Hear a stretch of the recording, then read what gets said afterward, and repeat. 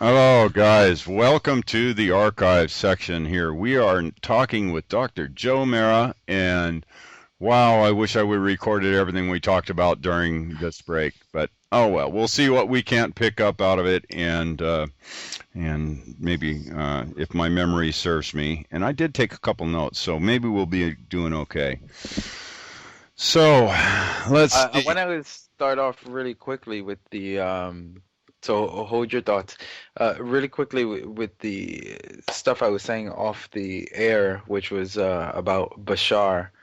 That he mentions, for example, when you're doing something that you love to do, and how you feel that time passes fast, like time flies when you're having fun. For example, if you feel that it's only been 15 minutes, but it's really been an hour, according to him, you only age those 15 minutes. So I guess what he's saying in a nutshell is always enjoy everything you're doing. Because when Right. you Well, go ahead. absolutely, I agree with you. I mean, because basically what you're saying is you are in spirit. When you're inspired to do something, you are in spirit. You're at your highest potential at that point. And if you're in joy, which we all should be in because we're children of the universe, like I always say, then that makes sense. And on the opposite end of the spectrum, whenever you're at your lowest or depressed and not feeling good, that's where dis-ease comes in. So absolutely, you're right on cue with that. So let's go into the little bit of the scientific end of it or the biological end of it a little bit, our physiology. Uh, our DNA. Now, I've heard so many people talking about the 12 strand, and Right. that we're currently, mankind has the 2 strand, but the potential Right. for 12 strand is there. If the potential for 12 Right. strand is there, I'm wondering if it's similar to like the visible spectrum, where we see just a very small sliver of the visible spectrum, but all the other light forms, the different infrareds and all the other different light ranges are out there. With DNA, is it similar to that? Do we have those other 10 strands that are just not visible to us? Huh. I, I'm not an expert in this. However, there's a gentleman who is not. He doesn't speak out like me, like the esoteric and Reiki energy and all this. He's more mainstream, and he comes from Hawaii, and he'll be speaking at the Michael Tellinger's conference, and he tells you he has found proof that we are a 12-strand DNA biological being, but I don't know the science of it exactly, but in my own interpretation, what I gather from this is I don't think it's beyond our sight exactly. I think that, just like they tell us that we're only using 3% of our DNA, what's the rest used for? Really, they say it's junk, but I don't think so. I think that the DNA has been manipulated to a point where it is a double strand rather than the 12. And I think with this ascension, with this light that's coming through, it's going to turn the rest of the DNA on. It's going to kind of metamorphosize like a butterfly. You know how they are a caterpillar, but all of a sudden they become a butterfly. And there's no link in like if you do DNA testing on the both, they're totally two different or two separate entities. And if you wouldn't have seen the progress yourself or the process yourself, you wouldn't have known that that's what it came from. I really think that's exactly what we're going to go through here in this, if you want to call it the ascension process. Hmm. So so you think that we're turning into what some people call Homo Illuminus? Exactly. I truly believe that. But here again, we have to break this down a little bit because not everybody's going to do it because not everybody signed on this time to do that. If your higher self said, you know what, my soul isn't ready this time around to do that.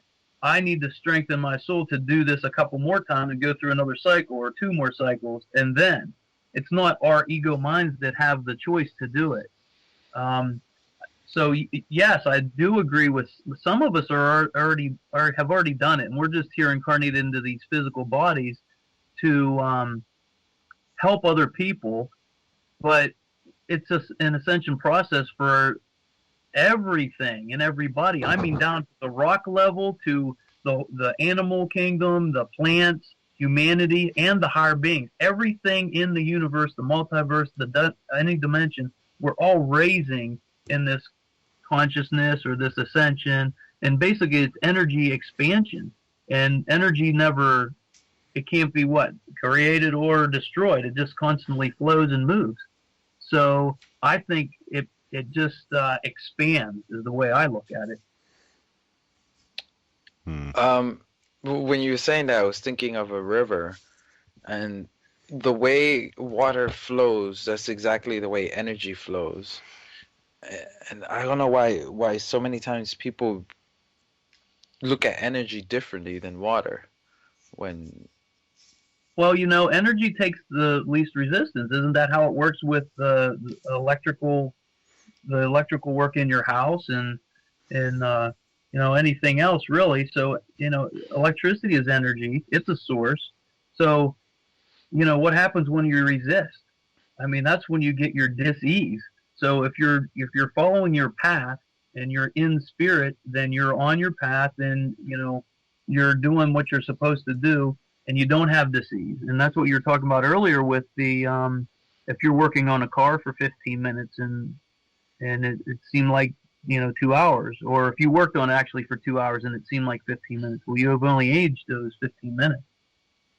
So if I wonder if it works. I'm guessing it works just the opposite. If you work on it 15 minutes and it seemed like 2 hours, maybe you aged 2 hours. Absolutely. That's exactly how it works. Well, when you were saying that, I thought of our past few presidents, for the exception of George Bush, which was the only one that didn't look like aged like 20 years in 4 years. Right. But Clinton and Obama, just look how much they aged. Yeah. I mean, when these guys came into office, they were like good-looking men, and afterwards they were just, like Obama now just looks done. Have you ever seen? Yeah. Have you ever seen anybody that's been on crack or crank or any of these? Yes. Groups? Did you Living ever in see New York, I definitely seen it. Of the human body just within a short period of time and how they age? They look like if they're 25, they look like they're 45. Yeah. I mean, it is amazing and again, your body is the guidance system. When you take care of it and you give it the proper sustenance and the exercise and, be in tune with nature, those are the most healthy. You know what? The most healthy people that come into my practice whenever I was doing family medicine were these old-time farmers. They come in with a full head of hair and they were ripped. They had all kind of muscles and they ate anything they wanted, really, because they were exercising. They were in tune with the earth. I'd do blood work on them. They were like 80-some years old. Their blood work was better than a 20-year-old. And they got around so good. Like, you just couldn't believe they were in their 80s. They looked like they were maybe late 50s. Yeah, I always said never get into a fist fight with a farmer. Oh, they've had a lot of hard labor in their arms, boy. Yeah, that's real work there. Yeah. So, I've asked this question of quite a few of our guests here recently, looking at dimensions and stuff. As above, so below. There's so many changes that are taking place within humanity and our biosphere, looking at what we've begun to understand about other dimensions and beings who exist in these dimensions, and also considering the societal structure of this world with the corruption, the greed, the violence, the compartmentalization, et cetera, that we witness on a daily basis. I've asked myself, what, if any, changes are these other beings and dimensions going through now, too? Well, they're absolutely growing the same as we are, just as we kind of just alluded to a little bit ago. We are all in this together. We're all connected. All are one. Things may get a little easier or more tolerable as we get closer to the light, because basically that's what we're all doing. We're working our way back to source. And we just forgot who we were as as that light, or we are all created in God's image. So I really think that everything, like I said, whether it be the rocks or the plants or the animals or humanity or all these other beings, we are all growing and expanding. And I don't think there's any exception to that anywhere. So do you feel that the Earth is a conscious entity in itself? Absolutely, there's no doubt. Okay, good. Yep, and good. she's raising in her consciousness and her awareness, and she's going through a change. And I look at us as the little cancer cells on the Earth, just like there's cancer cells in the body. Not all of us, but some of us, because we're chopping down the rainforest and we're polluting and all the negativity that's going on. Well, you know what? She has no choice but to cleanse herself, and she can only allow herself to be ravaged. Yeah, so because you know what? There is an innate ability and a thought to maintain or preserve your inner self and your outer self. So, she loves us unconditionally, but she can't stand by and just let us tear her apart either. So when you see these things like the hurricanes and the tornadoes and all these other things, many cases it's just her cleansing herself, just like when we have appendicitis, the surgeon takes out the appendix because it's a disease. Well, when there's low impoverished areas on the planet, she has to wipe that out and cleanse herself because she wants to ascend also. And where there's negativity or lower vibration, it has to be cleansed so she can raise. It's the same as us. So that, it really ties in with the whole ascension process. Really ties in with the turmoil that we're seeing in the world, just on the natural end of things, all the right. the earthquakes and the natural disasters, et cetera, et cetera, et cetera, and the increase in those. Where humanity is increasing in their conscious awareness of who and what we are. I'm witnessing that on a daily basis. So I'm seeing that the planet is also becoming more conscious of who and what she is.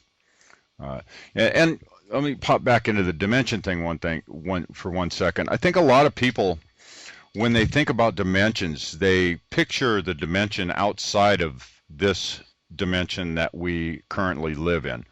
And right. That is really not a good way, at least not for me, it's not a good way to look at it. I see all the dimensions overlaid on top of each other. We are actually, Neil Kramer has an excellent graphic of this, of all the dimensions that are overlaid on top of each other, and they are all existing in the same time and same space. So it's not, the other dimensions are not outside of us, they are here. Right. Well, one thing I'd like to say on that is there's been some major changes more recently in that and many other things. So when we speak of dimensions, you have to talk about the changes, whether it be subtle or severe. And one of which is, as I was alluding to earlier, there used to be space in between dimensions, whether it be from third to fourth to fifth and up. Now, more than ever, they have collapsed on top of one another, and it's just like they're almost exactly at the same playing field or the same level, if you want to look at it that way. And so if we're talking about dimensions, say, a couple years ago, then it'd be different than right now. So some of the things that you read about dimensions that may have been 5-10 years ago were probably accurate then, but now, because there's such a change, there's so much growth and change with ourselves and the planet, dimensions, everything, that you almost have to define what time frame you're speaking about. But right now, the dimensions have collapsed, I believe, within almost the same level. And the veil is starting to lift with humanity to see all of this, experience it in a higher way. So I agree with you with the way dimensions work. Right now, I would say we've gone, well, let me go back. I really think there's an association with dimension and consciousness. If you have an awareness of 3D, then you're aware of all the solid, dense, and plus all the limitations within 3D. However, fifth dimension is unconditional love, and that's where we're striving to be. That's what Christ consciousness is. It's at a fifth dimension, and we're trying to reach our highest potential right here, right now, from this particular reality that we're talking about. In the fourth dimension, I look at it as a bridge. It goes from 3 to 5. And as you're crossing the bridge, sometimes you'll pop back to third, sometimes you'll go to fifth, but sometimes you'll be right in fourth. And as we ascend, we're going to end up in the fifth, those who have chosen to do that. And others may simply stay in kind of a fourth, but I'm not exactly 100% clear on the whole thing myself, but that's how I kind of look at it. So, Yeah. okay, now we actually, during the break, we talked a little bit about negative entities and how they feed off our energy. Right. Now, what do we do to combat that? And first of all, just explain that whole scenario a little bit, if you would. What are they feeding off of? Well, energy. Everything around us is energy. And on the other side, they see us as a light, the way a moth goes to a light. But what happens is they can't touch you. They can't do anything to you when you hold a high frequency. It's when you become depressed, or if you have a bad day, or, most of the people that get depressed, they have a dis-ease or they get sick, that lowers your vibration even lower. Well, that's when you get influences that you do certain things, or you're influenced in such a way that you normally wouldn't do. Like you're kind of pushed in a direction to do more negativity that you normally wouldn't do. Or your body will react in a negative way and you'll have a dis-ease, whether you get a sinus infection or whatever. So ideally, you should keep your vibration as high as you possibly can. And not all of us can because of the media and things that are around us, but you try your best. And it's like, you fall off a horse, you get back on. Well, especially the astral realm, that's another realm, if you want to look at it that way. But there's some negativity within that realm that feeds off of energy. And whenever you lower your vibrational frequency to where they can reach you, they kind of push you in a direction that you normally wouldn't go. The more negativity you create, the more they take off of you. So they're kind of like a leech, and you get these negativities and these attachments and then therefore blockages, which cause disease. And how that plays into my reality is you come into my office and you have one of these diseases, whether it be a pneumonia or a bronchitis or, sinusitis, and I have to treat that. So a holistic practitioner would look at the whole gamut, the whole, your aura, your meridian channels, your physicalness, your spiritual, all your chakras. But we're in mainstream medicine, you're not trained to do all that. So, I kind of looked at it that way towards the end there, the more I gained in my consciousness, raised in my consciousness. But anyway, the astral realm absolutely influences, or can influence, if you allow it. And they definitely take your energy. So do you see the astral as fourth dimensional?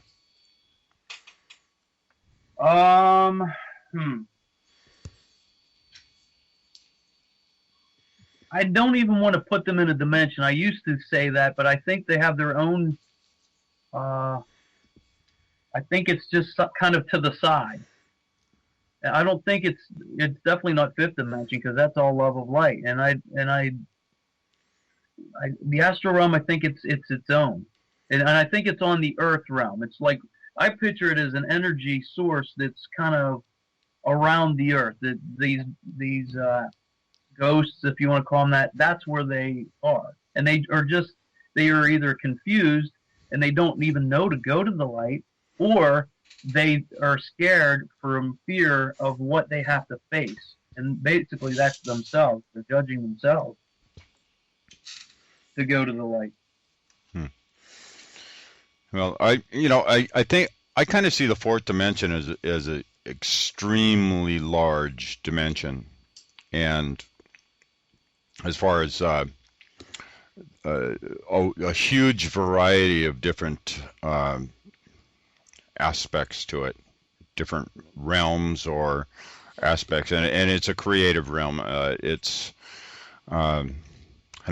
do astral travel. I do out of body, and I've never been limited by the planet in that process, and I'm just wondering.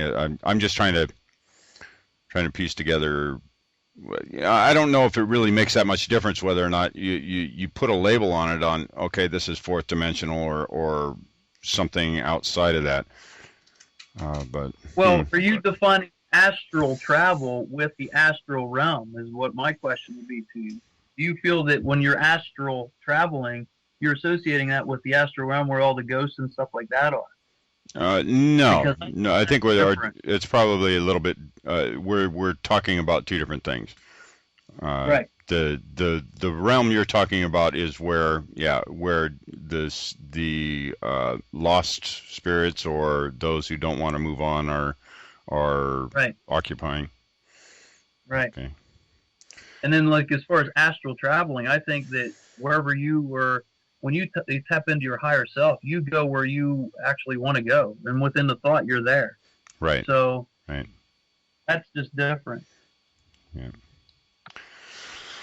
So I've been doing something myself with as far as the negative entities that are feeding off our energy, and this is just something that it came to me in the form of a sort of a download for myself, and I don't know if this idea would work for others or not, and it may and it may not, but I have started souring the milk, so to say. And with my intention, I've put out there that any entity that approaches my energy with the intent to feed off of it, negative or positive, with the intention of, with the negative or the intention of doing this without my permission, then that milk that they are feeding on will have a negative effect on the entity that is consuming it. And since I've been doing that, I just have I've actually absolutely felt nothing around me. Right. I don't know if the word got out or there's a big sign floating above my head in some dimension that says this guy's got bad milk. But, well, like I said, love becomes reality. I think that's a great thing to do.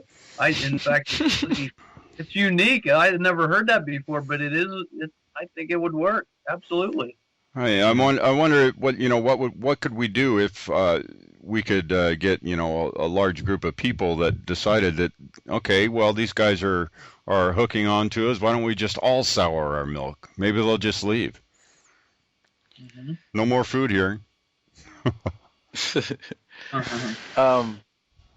What's I want to get into some of since the last time we spoke, which I believe was in June. Any quote unquote weird stuff happening around you or experiences? Ooh, boy. Well, it's funny you said that. Last night, I went to bed. Like I said, it's just weird. Sometimes, I'm a type of person that goes to bed at 11 and I'm up at 6 o'clock in the morning and I'm ready to go. But recently, I haven't felt that way. It's like this up and down. Sometimes I got full energy and sometimes I'm just drained. And last night I went to bed at like 9:15 or something, and I got up at 1:30 and I was wide awake. But what woke me up is I heard my name, and normally that doesn't happen to me. It didn't dawn on me till after this event happened, and I was trying to go back to sleep. I was like, oh, I did hear my name. It wasn't me that just thought it. But I have a master bedroom and a master bath, and going into my master bath, there's, of course, a door there. And in the doorway was this being that was bipedal, multi-armed. It looked to me at the time like it was translucent, I guess you could say, but it looked like an insect-type being. Like it had antennas on its head, and I didn't see a really full description of its face. Prey mantis, kind of? It could have been a mantis, but it had so many. Well, I'd have to look at one again. But it was some kind of an insect being that was more plasma, and and it wasn't threatening or anything like that. I mean, I've had these experiences in the past, and I just was like, "Oh, hey, how's it going? Thanks for showing up." I mean, what else do you do? They're sitting there in front of you. Basically, they're there to show you that. Can I Look, borrow $5? yeah, can I have a block? I'm really thirsty. So, yeah, it's some of these experiences and some of the sight, like you were saying that your third eye was kicked on and you could see more, you could experience more. Well, lots of people on the planet are going to experience this, and they're not going to know who to talk to or who to go to, because who do you talk to about this that are asleep? They just make fun of you and cause your vibration to lower, and then you get frustrated and think, well, maybe I am crazy. But really, you're not. You need to talk to other people of like minds. That's the key. Yeah. And I really think that a lot of people will be doing that over the next couple months too. We'll be finding people that are in the same vibration or think the same things or talk the same way, stuff like that. Yeah. Speaking of, I don't know if you had a chance. Are you on Facebook? I used to be on Facebook, but I was getting some weird stuff on there, so I just kind of got off of it altogether here several months ago. Oh, okay. No, because there's a group there that me and Tom are part of, is called Esoteric Mystery School, and there's just a lot of great posts up there, and that for a lot of people, if you're having weird things, you don't know who to talk to. Everybody there is weird, quote unquote. Cool. So, there's actually the sources to vent this sort of material are really growing right now. There's a lot more of them out there, and you'd be surprised at how many like-minded people are coming out of the closet, so to say. Yeah. Yeah. So, what kind of back to your friend, what kind of exchange did you guys have? Was it just to kind of show you that, sometimes we come in with forearms? Oh, you mean at that last night? Yeah. I think they're there to show me, like, look, here I am, and you're going to be seeing more of this. And I really think that it's a prelude to what's coming, because those who don't believe in it at all are going to have the biggest shock and awe of their life, say October. That's what I think is going to happen. But, I don't want to put out fear. You think the veil's going to thin so thin that you won't even have to have trained eyes in order to see these things? Well, it depends, because there's certain people that are so against it that they're not going to see it whether it was right in front of them or not. I mean, we've done that, and we've scientifically proved that. Yeah, and, that's true. So depending on where your vibration is, but I think the majority of the people on this planet are going to see things, and you're going to see more and more UFOs. And I think that there's going to be a disclosure happen. Like I said, I think the president's probably going to come out and say, look, this is what's going on. This is what's been going on. And or it may be potentiated by a financial collapse.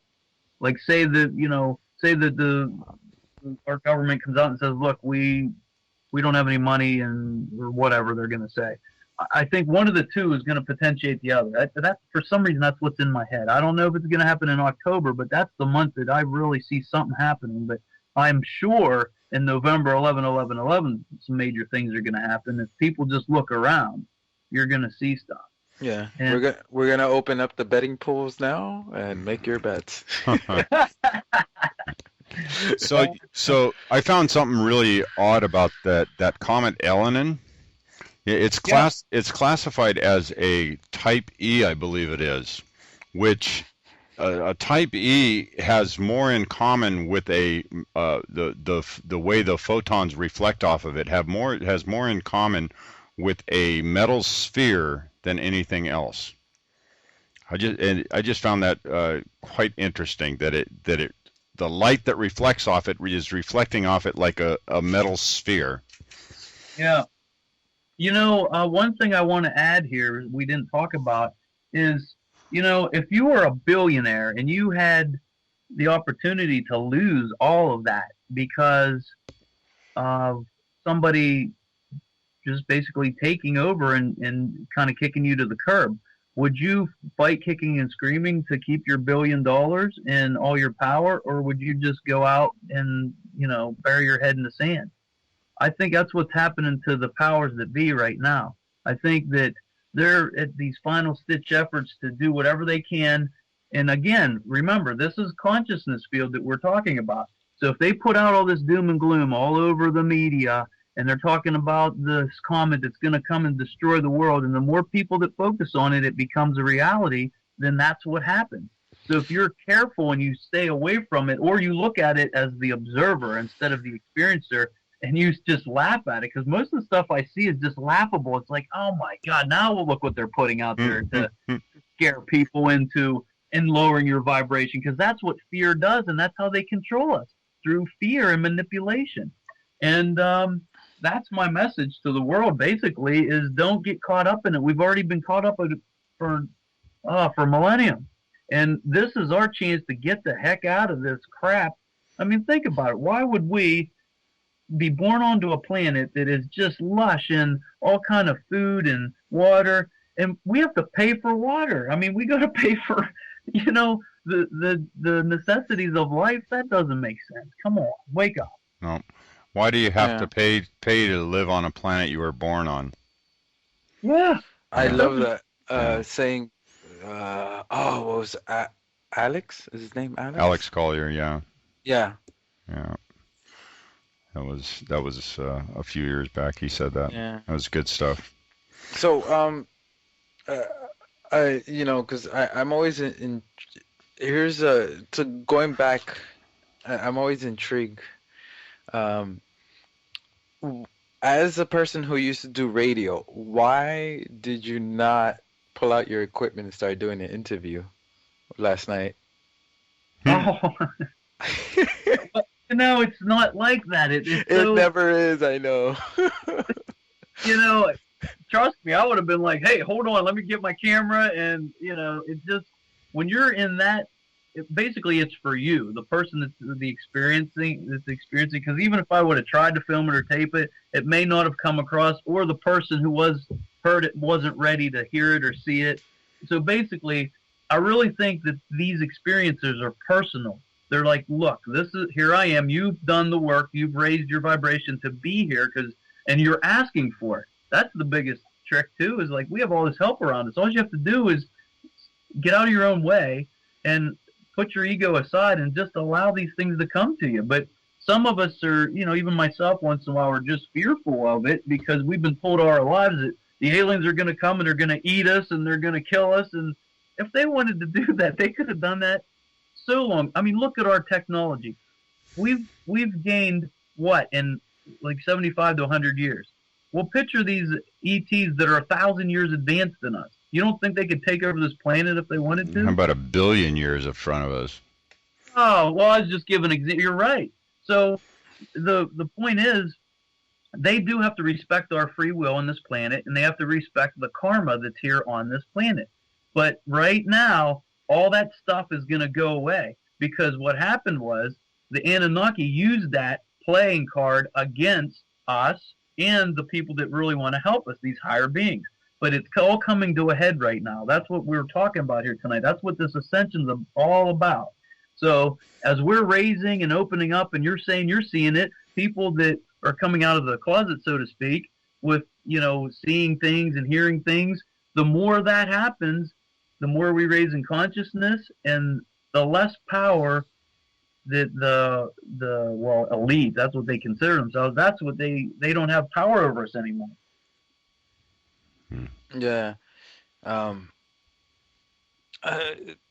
With that whole thing with what's going on, it goes back to I always look at it personally as a reflection. To me, they're a reflection of myself. How can I put that in a different way? So basically, all these, so you're doing your work and you're doing the thing, but even if you turn a blind eye to something, you're just as bad as the person who's tearing down the forest and is drilling the oil. So I would say that a lot of this tearing up of the planet is our fault because we know what it's doing. We're not ignorant to it. Right. It's not like a 2-year-old child who doesn't know what's going on. No, you know what's going on. Right. And you have the way to inform yourself if you don't, but yet Right. you turn the blind eye. Right. So Well, you're just as guilty as the person Right. who's shooting the gun. Well, it's like law of attraction. It's one of those things where, Who is it? yeah, sorry guys, but this urgent care center used to be really busy, and obviously they still want Dr. me. Marra's office, how can I help you? Yeah. I should let you answer the phone, Ramon. I'm sorry. I mean, what time is it here? 8:30 or something? They're still calling me? Oh my goodness. Yeah. A little later than that, it's 9:47. Oh God, I don't even know what time it is. What was the question? I'm sorry. Oh yeah, just basically talking how the outside world is a reflection of our inner world. Oh yeah, because you were saying that we're just as guilty, and basically there's some truth to that. And the way energy works, again, if you would put just an ounce of energy towards the preservation and just do your thing like recycling and all the things that you can possibly do, you attract more of that to yourself, and you raise the vibration. You're teaching your kids to do the same thing, and all the people around you look at you and go, wow, that person's really being responsible. I should be more like them. So it's a domino effect. That's how energy works. Yeah, in a way, you're right. Yeah, it works on both ways because I constantly see this. You know what it reminds me of? It kind of reminds me of the game Othello, I think it's called. Yeah, I haven't heard of Othello, where there's a white piece and a black piece, and you start off with 4 pieces, and then you have 2 white pieces, 2 black pieces, and you put 1 piece down, and then you could flip the color. So if you have 1 black piece, 1 white piece in the middle, and then you put down a black piece, you flip it over and turn it into a black piece. Mm-hmm. Then if you put another piece, the other person puts another one diagonally and flips more of the other person's. So it kind of feels this energy exchange of, certain people raise their vibration, so it raises all the vibration around them, and then they'll put out more fear stuff, and then they'll lower the vibration, and then another person will wake up and they'll raise up the vibration, and then they'll put out more fear stuff. Yeah, okay, that's a good analogy. Yeah, we can do our part. Each individual person, they're like, what can we do? We're one little person on this big planet. Work on yourself. Start meditating. Go within. Raise your vibration that way. I have Raising Your Vibratory Frequency. I have a free YouTube Alfred Weber and I did. If you want to do something, start with that. And, I'm sure there's other people that have done certain or similar things out there, but work on yourself and, try to face yourself. And before all this stuff hits the fan, my biggest advice would be to raise your vibratory frequency, because that's what's going to smooth the transition, is the best way I can put it. If you're at a lower vibration and there's a high vibration coming through, it gets uncomfortable, and to the point where, you just can't hang at the same level. So raise your frequency. Agree 100%. 100%. So back to entities real quick. What do you know of walk-ins, and how do they actually? What do they do? What are they? Is their purpose? And well, remember before you were talking about defining certain things and putting definitions to certain dimensions. I hate to put my own personal definition on that, but in my perspective, this is how I'm going to put it. To me, a walk-in is, oh, how should I put this? You know, I've seen so much channeling that's done that the person sets their ego aside to allow another entity to come through. And it's just the consciousness that they're using the physical body that's here, this three-dimensional physical mass density, to traverse the planet. And I think walk-ins come in, but they hold a higher vibratory frequency. And sometimes they come in to make a positive change in one person's life or on a bigger scale. And that's how I look at walk-ins. I mean, I don't.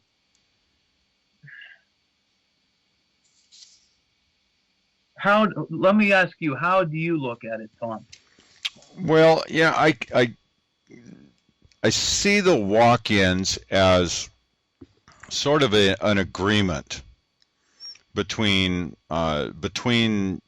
two different entities. The entity which is the one who was incarnated on the planet initially, and Right.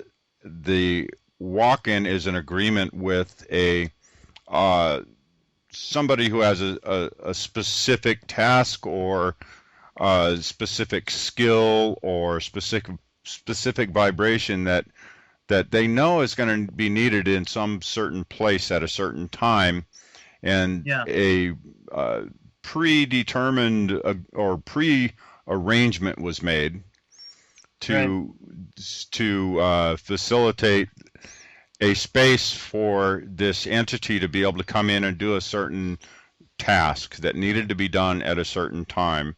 And this could be a 5-minute thing, or it could be something that happens periodically through, like the channeling type thing, where somebody comes in periodically to present messages or information, or it could be something that goes through years. Right.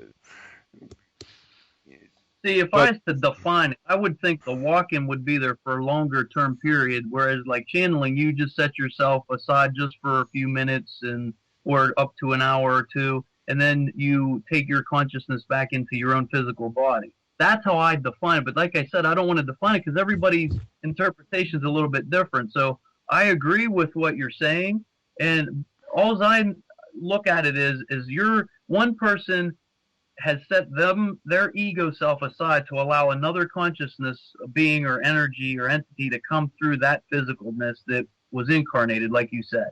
That's how I kind of look at it.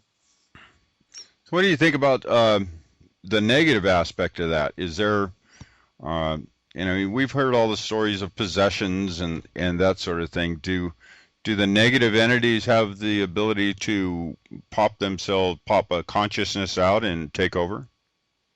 In my personal experience, the only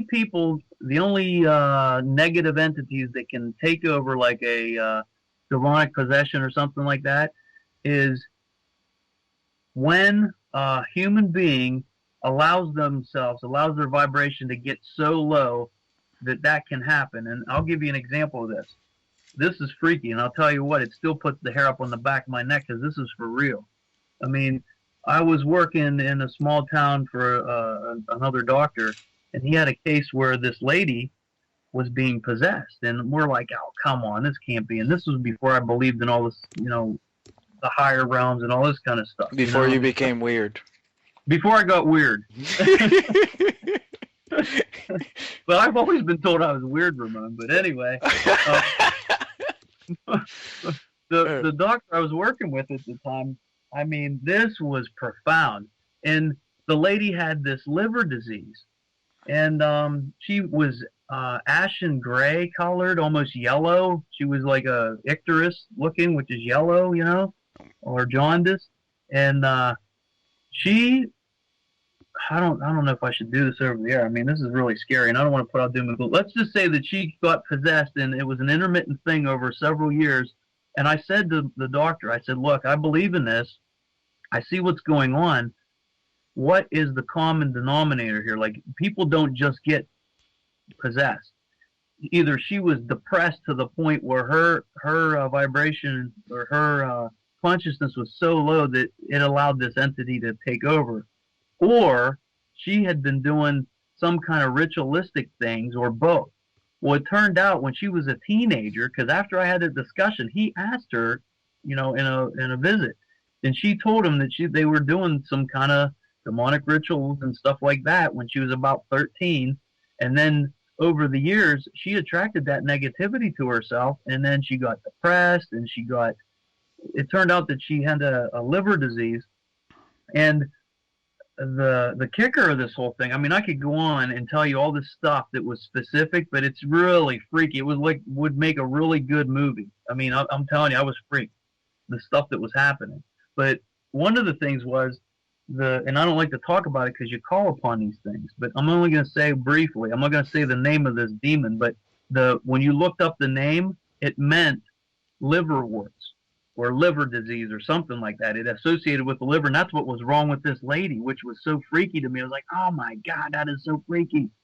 And, to the point where there was 4 or 5 guys holding this lady down, and she sat straight up like nothing. And then because this lady, she couldn't even walk. She was in a wheelchair. She couldn't move her body around. And the next thing you know, she has 5 guys in the hospital off the ground. And she's talking like real mean. And, so that's the only thing I want to really say about it. I mean, I could go on and on, Wow. but I don't want to leave the show on a negative note. But can they? They absolutely can. But 99.9% of the time, they can't do it against your own free will unless you have called upon them to do so, or you allow your frequency to be, or your consciousness to be so low that they do that. From what I've seen coming from the Caribbean, because I've seen that a lot, I would say every single time it's always been invited. Right. That's what I'm saying. You just don't see they that. Can trick you, but right. It's still invited. Right. And so that's what I'm saying. This isn't a common thing, so I don't want people to worry about it. Is it a reality? Sure, it's a reality. There's so many different things that are going on, but you know what? Don't concern yourself with it, and don't focus on it, because that's what you attract to yourself. Right. Think more positive. Think about the love of light. Think about the angels that can come and help you every day, and remember to ask. That's we forget we're not alone, and the closer we get to this 2012 phenomenon, the more the dimensions collapse on top of themselves, the more help we have. I mean, there are just so many angels and archangels and masters they're here in our skies. We can't see them because it's beyond our spectrum, but they're here to watch this show. That's what this is. This is like a big TV show to them. They want to see how we make show in town. That's it. In the universe. One of the main things I see when it comes to all of that is, here's the problem I find with a lot of human beings have, is that they always look for their answers and their gurus and masters outside of themselves. So when you do that, you open yourself up to everything, So because if you don't know yourself, then how are you going to know my true intentions? Even on the 3-dimensional basis, because I can use you, and I can suck your energy, from human to human. So just imagine, on a greater scale. Here's the biggest thing that I learned, Ramon, talking about this, is I thought that with all my research and the radio shows and me traveling to Phoenix, Arizona, and just all over this country, capturing the Phoenix lights and, all the stuff that I've done and all the channeling and the mediums and the psychics I met over the years. And, the biggest thing I found, I was looking for the truth the whole time. I said, once I find this truth, I'm just going to tell the world, and this is how well, you know what? Each individual person's truth is their own. And the reason that is because your consciousness is different. It grows. Last week, my truth was different than it is this week. And I may have not believed in what I believe now because I just wasn't aware of it. And that's why we need to look at each other in compassion and unconditional love. Become the observer. Look around, but not judge. Just kind of laugh at things instead of and letting them get you down or your vibration. But the truth is just exactly what you're saying. You can listen to other people just like we're speaking tonight. If it rings true to your heart, then you know what? That's your truth. And you go with that until somebody else tells you something different that you align with. And that's what this ascension is about also. We're growing in consciousness. There is no one truth that everybody can, there are universal laws within each dimension, and there's this consciousness field with this reality that we're talking about, yeah. But use your discernment when you're listening to other gurus and other people that are speaking. There are lots of truths out there, but not everybody's truth is the same. Well said. Good point. Well said.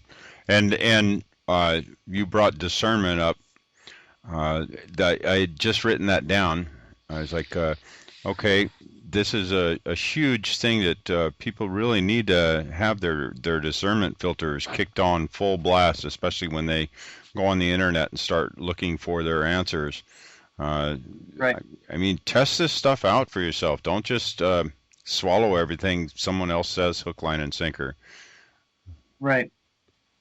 Oh, you know, another thing is if you go within, you do this meditation, and you know, it takes practice. So whoever out there is listening is new at this, don't give up after the first time, because my ego mind is a racing mind that I'm telling you what, I was thinking about doing the dishes and mowing the grass and all the other things.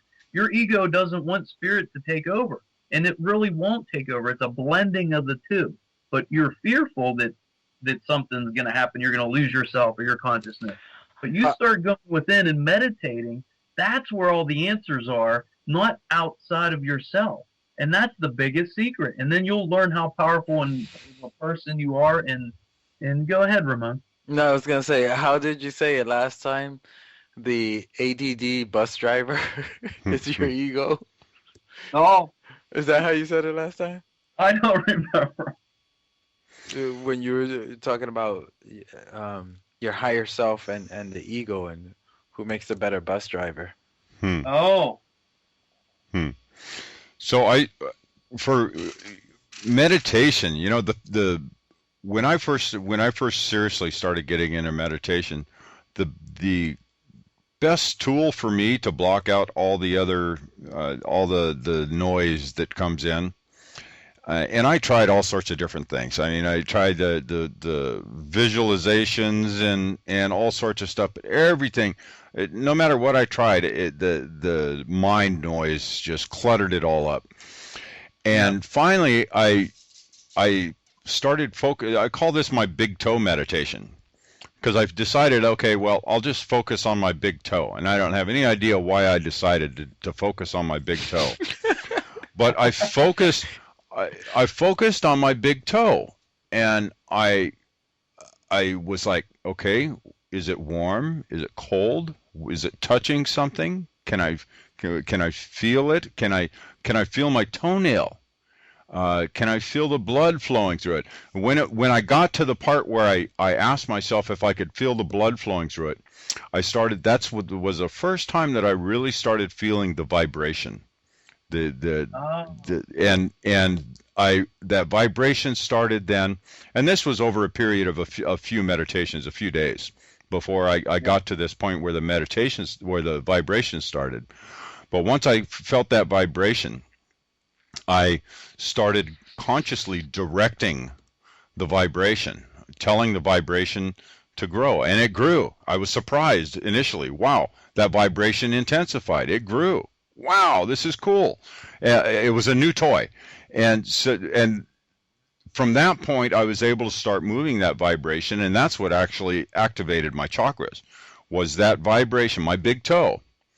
I was able to take that vibration and move it through my body and move it up my legs. And once I hit my root chakra, it was a cascade effect after that. As soon as I hit my root chakra, it cascaded through my chakras, and amazing experience. But yeah, I found focusing on a part of my body and just completely focusing on that was so much easier for me than the visualizing a smooth pond or a glassy pond in the meadow or you know, that sort of thing. Right. Yeah, you know, a lot of the other traditions, they speak about focusing on your breath. So if you focus like you're doing on one particular thing and you wholeheartedly focus your intent, the next thing you know, you're off somewhere and you come out of it going, whoa, that was really cool. But the key is, as soon as you start thinking about mowing the grass and the dishes and all that, as soon as you're aware of it, bring yourself back to the meditation. And that's how you break that cycle. And after you start to meditate, it just comes so natural. It's practice. It's just like anything else. So don't get discouraged if you start doing it. And you're going to just be amazed of the progress that not just in the metaphysical stuff, but just the well-being of yourself. When you get in tune and get all your chakras aligned and the mind, body, spirit's all connected, your health, your wellness is just at a maximum. And you feel better. And, you know, I remember times where I was just wiped out and I'd go meditate and I would feel like $1,000,000 when I come out of that. So there's just too many benefits to even mention. Absolutely. Yeah. Well, I found I have kind of I've gotten to a point now where I have a conscious command over my body, where especially where the energy is when you consider the energy, I can tell my chakra, I can tell any one of my chakras turn on, and it's simple as that, turn on, and the vibration will start. Awesome. I absolutely love it. And I actually Jesus, the year before, this year's conference that he said, the year before, I think it was Robin I was talking to, and I told her about that, and she was like, "Oh, no way, you're kidding." And she tried it, and she went, and she just like, "Oh my God, it worked." I was like, I mean, we have control of our own bodies. Yeah, absolutely. Hopefully you told James I said hello since the last time, remember? Yes, we did. I did mention you to James. Did you? Yeah. He was probably like, who? I hope Ramon did, because I forgot. But one of the exercises that I used to do before dance competitions was to get rid of the nervousness. When I used to do dance competitions, was you hold your two fingers up and you look at the nail. So the left finger looks at the left. The left eye looks at the left finger. The right eye looks at the right finger, and using your pointer or index finger, and then you move it out a little past your peripherals, and then you concentrate each eye on that finger. It takes so much concentration that you can't think of the laundry or mowing the lawn or Wow. Yeah. So for those who are new and have a hard time just getting into the concentration, you can try that too. I mean, there's so many exercises. Yeah. And I've found that there's no wrong way to meditate. No, there isn't. You have to do what feels right for you. Right. There are some core things that happen during meditation as far as finding you come to a still point within yourself, and but as far as the path to get there, whatever feels right. Yeah, I do have to give a warning too. You gotta be careful not to become an energy junkie. Yeah, it's addictive. Oh, yes, it is. Because that's not the point. Right. So there's some people who do the meditation and they just want the energy kick, which is a good thing. It's a good side effect, but that's not the point of you meditating. So because I've seen it, and I myself was becoming like an energy junkie. Because if I knew that in college, I would probably been doing that more than the other stuff. A lot cheaper too. Easy access, all that. Yeah. Right? So, Joe, is there anywhere else you want to go with this tonight? I think we covered a lot. Do you want to tell us more of other friends that might have dropped by your house late night? Let me think about that. There was last night was at 1:30. I'm just going to call it an insect being for lack of I don't know what it was, to be honest with you. Then in my bedroom doorway, there was another entity, but sometimes whenever you see these things, if you don't write it down or you don't dictate it or whatever, you forget. But I know there was something there. It was an image. It was huge. And usually it's the Syrian light warriors that are there. And they remind me of Bigfoot. These things are huge. I mean, they're like, oh my God, huge. But I think that might have been what it was. But, I can't remember. But that insect was so like, oh my, because I remember looking at it going, boy, you have a lot of arms. And, But I think that it's what do you say? I get that a lot. for what's about to happen here, because if once you find out that there's more than just humans, say there's another group somewhere, then you have to ask, well, how many other groups are there, and what do they look like? And I think it's going to be. I think the transition's going to be smooth. I think that the ETs that are going to show themselves are going to be most like us, so it's less fearful or frightful until people get used to it, and then they're going to start showing us their technology. They're going to be their service to others, not service to self. They're going to be here to help us. They want us to ascend because, quite frankly, they know the rules of the galaxy, and what helps us helps them. So I really think that we're on a heck of a ride here, and if you stand or sit back and become the observer, and you don't judge other people, because I catch myself once in a while doing it still, but I don't do it. I see it, and the key is to catch yourself and say, oh, don't do that. I mean, you don't know that person's situation. You could be right where they are. Yeah. So if you become the observer and non-judgmental, and just love everybody and everything, like you'd like to be loved yourself, life becomes so much easier, and then you start to attract better things to yourself. Don't discourage yourself, and don't discount yourself about your highest potential and who you truly are, because we are all God's children, or made in the image of God. So we are all equal. And again, you can't look at somebody and see that they have all these material things and think they're better than you. You know what? You don't know what's going on. You don't know what their childhood was like. You don't know any of that stuff. So I really think that, we've all incarnated for different reasons, for different soul growths. And, we may have had a bad life the last time, or we may have had a better life the last time. But it's for our own individual growth that we're here experiencing what we're experiencing. And therefore, there is no judgment. We're all equal. And try to raise your vibratory frequency as high as you possibly can as the days go by.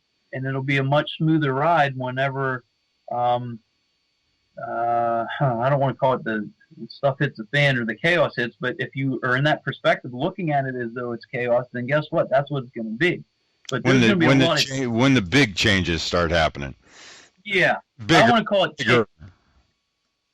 Yeah, because when the bigger changes happen, if you're in a positive note, or you're in your focus point is all positive, you're going to see it as, oh my God, this is so awesome. If this happens, then this and this and this can happen. We can open this up, and the fuel prices will go down, or there won't even be fuel because we have free energy. And I'm just so excited about these changes, and I know that I'm going to be shocked just like everybody else, but I anticipate it because I'm tired of the old. I'm ready for the new stuff.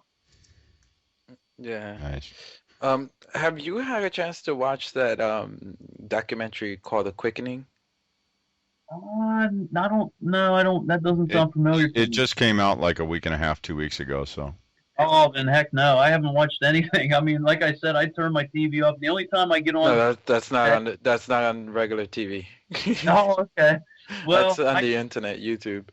Even the computers and stuff. The only thing that I align myself right now with are my own personal meditations, and I'll get on YouTube every morning to listen to the Galactic Federation of Light.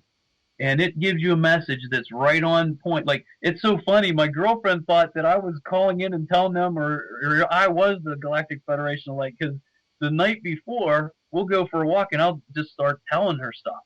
And the next day when we're listening to these channels, it was from the day prior, and it's exactly with what I'm saying. It is so funny. She'll come over because, she was on the other side of my office doing her work, and I'm in my office doing mine. She would walk over and say, "Did you hear that?" And I'm like, "Yeah." It's just funny how in tune you can possibly be to everybody and what's going on. Yeah. So that's what I do. I don't listen or watch TV or the radio barely. I mean, once in a while I do, but I try to just get into nature and eat the right foods and exercise. And I get on the radio with you guys to hopefully help people if they're not at a certain awareness. Maybe it helps them understand themselves and helps raising their consciousness and their vibration. That's what I want to be. I want to be that steward of change and positivity. The funny thing, I've been living here in Japan for a year now, and my wife wanted to get a TV, and I said, okay, if we get a TV, then we won't do any traveling. So you gotta make a choice. And then she was like, but we can afford the TV. No, it's either we get one or the other. Good for you. That's funny. Because I was like, I'm going to get distracted. I'm not going to do the things that I need to do. And some TV shows are addictive. I used to get into House. I mean, that show House. I don't know if you ever saw it. Yeah. Man, the first couple seasons, man, I was like, I couldn't wait to watch that show to see what he was up to. And then after that, I said, I got to turn this TV off because I just then I watched the show afterwards because I was all uncomfortable, For me, I'm still addicted to Stargate universe. Oh, really? Yeah. When it comes to science fiction, I'm still I'm a hardcore science nerd. Oh, I would probably be right with you because I used to watch all the Star Treks, especially the Next Generation, and man, the content they had on there, I was like, yeah, that's I thought it was the truth back then. And all my buddies would be like, why do you watch that crap? There's nobody out there flying around. I'm like, huh. I mean, just like you said about the Q that flung them across the galaxy, all these concepts and all that were known to Gene Roddenberry. I mean, he must have been a visionary because all the things that he created way back then. Some people think that he was actually a contactee. And that he was, or that he was lifting his consciousness high enough where he was tapping into it. Let me give you a little secret about this, and I don't want to offend anybody, but it's not a secret anymore once you say it. if you contact Phyllis Schlemmer from Florida, I had her on my show. If you look at universaltalk.info, you can listen to her interview. But she knew him, and she was channeling the Council of Nine or something like that. And I think she was influential in Star Trek. In fact, I think a lot of the ideas came from her, but I don't want to say that wholeheartedly and 100%. Don't take my word for it. Check her out because she can tell you some stuff about all that. Interesting. Yep. Okay. Well, hey, before we let go of you, you mentioned a scientist or a doctor that was going to be at Michael Tellinger's thing that has done some work on the DNA. If you would Google what was his name was? Yeah, I can't remember his name. If you get on Michael Tellinger's website, it's slavespecies.com. He has a conference that's coming up, and he's one of the speakers on there. Okay. Michael's a friend of mine, and he contacted me like last week. We Skyped, and he was telling me this gentleman was going to be there. There was going to be this event that he's having coming up is just going to be phenomenal with all the speakers. Bob Dean's going to be there, and Bob is going. Bob is going. We had both Bob and Michael on here in the last couple of months. So then we had a chance to hang out with them at ECETI, so that was. Oh, awesome! Yeah. Michael is a really awesome guy and very energetic. Oh my God! Yeah, I picked him up from New York whenever he first came to America to do his tour of the country, and he actually stayed at my house for him and his girlfriend for a couple of nights, and I set up a conference for him, and I even gave him my GPS to go across the country, and I just tried to do everything I could for him because he was a heck of a nice guy, and he was doing great things for humanity, and I would definitely recommend visiting his site, and Bob Dean's an awesome guy too. I love that guy. Speaking of Michael, what are you feeling on his contributionism? I think he's right on cue with that. And I think that's, there's certain people that come to make like huge changes in the world. And I think he's one of those people. So- And all his research that's been done that shows it proves that, mainstream science Everything. and religion say that our religion, well, not our, but I used to be Catholic, but the Catholic religion said that we're only between 5 and 15,000 years old, human beings. Well, they're finding things 150,000 years and older, structures and tools. Like, come on, Well, those are put there to test our faith. Yeah, Just like the dinosaur bones. The devil put that there. Oh God! Yeah. What else did they come up with? That is hilarious. So have you seen Michael's music video from back in the 80s? I was gonna mention. His glam rock video. That was more like new wave. Well, whatever it was. Yeah. Yeah, you're gonna have to check that. Look that one up on YouTube. That's a good one. Yeah. He's a rocker from way back, huh? Yeah. Yeah. I think he's also a pharmacist. He's educated too. I mean, he went to school, so. Yeah, I think he got his pharmaceutical degree first, and then left that and went into the music business.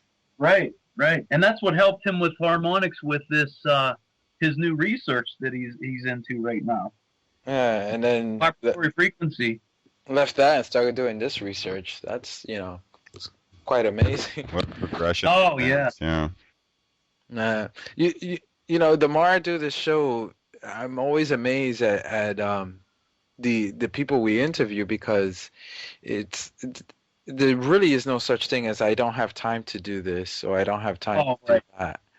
Because if you guys knew me like a year ago, you wouldn't. I look back and I just can't imagine the things I did all at one time within a couple years. I was going for my doctorate degree. I went for my Reiki Master, my hypnotherapy certification, the radio show, and I was traveling the country and the TV show I created, and just on and on. And I just can't believe that there was enough time to do all that stuff. And then, it's funny because I started out, putting myself through school. I was a contractor, and I had my own business doing that for over 15 years. And then I put myself through school and then created this urgent care center, did that. I was a nurse practitioner there since 2003. I got my doctorate, and now I'm off on another journey. So yeah, if you can dream it, you can do it. And you just gotta, what are you willing to give up a lot of times is what it comes down to. And it's usually things that are not important. Exactly. That's true. It's a friend of mine's, an old friend of mine said to me one time, "Oh, I wish I could be like you and travel around the world." And I said, "Why not?" Right. And my buddy said the same thing to me, Ramon, last week. Like, I told him I sold everything and I'm buying a motorhome and I'm just going to be free to travel the country. He says, "You are so lucky." I'm like, "Well, you're single." He's like, "Exactly. You don't have kids." I'm like, "You could do anything you wanted to." He just sold his house for I don't know how much, so he has money in the bank that he could just go. But he wants to work like 12 hours a day every day. And I'm not judging him. I'm just saying that he could do this. I used to do the same job he does, but I don't want to do that anymore.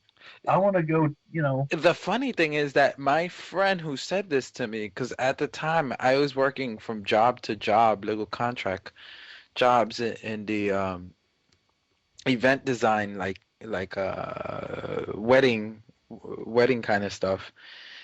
Right. And so I would make a little money here, a little money there, but he had a steady job. So yearly he made a lot more money than I did. And I said, "You don't own a business. You don't have a house. You don't have anything tying you down like I do. You're not married. You don't have a girlfriend like me. So, why don't you just go?" So I can't do that. So I just left it there because, right. If I'm... Well, you can lead a horse to water, like they always say. Yeah. And everybody's got their own free will, and then, and some people are fearful of change, and they're in their perfection. And, I might have been there at one time. In fact, I was there. Different people have said, "Well, why don't you just do that?" Yeah, and it's not so easy, and it really is. But a lot of people aren't willing to give up some things that just aren't really that important. Just like you said. I mean, But you were spot on. that house, that apartment. Yeah. I mean, for me before, it was the whole thing of I'm waiting for somebody else to take me there. Yeah. So I was waiting for the opportunity to go travel the world. That was my thing, to go international. I was waiting for the opportunity. Somebody else was going to take me there. Oh, I see. And that somebody else never came until I finally realized, like, that somebody else is me. Right. Yeah. That's it. And a lot of us have to learn that same lesson, you know? I know I did. Yeah. Yep. Okay, well, I'm going to need to get off here pretty quick, guys. So, Okay. this has been awesome, Joe. Man. Hey, when you make it out here to Washington or the Great Northwest, you better look me up because. Oh, don't worry. You told me that last time. I will. I'll look you up. You know, there's a lot of guys that have had interviewed me. I don't know if you know Dave Corso. He's a guy from Arizona. He was one of the original super soldiers. Yeah. He has a radio show that he interviews me. In fact, I think I'm on there in the next week, and I get to stop and see him too. So yeah, we'll be stopping by. I'll contact you, of course. I won't just drop in. Cool. That'll be awesome.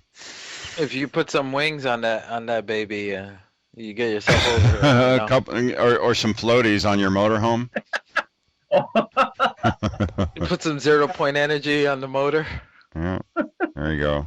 So, okay, well, I want to thank everybody for listening. This has been a great show. I hope everybody learned something out of it or got something out of it some way or some form. God, what else, Ramon? Love you guys. Condemnation without investigation at the height of ignorance. Let's just mention really quick, who do we got next week? I don't know. Who do we got next week? We have... you have to look too, don't you? We've got... no, that's not next week.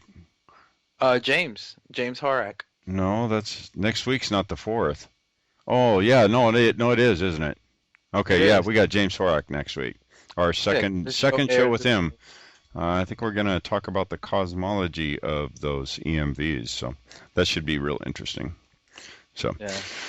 Okay, well, like I said, love you guys. Thanks for listening, and we will talk to you next week. Thank you, guys. Night. The right time to make you free your mind.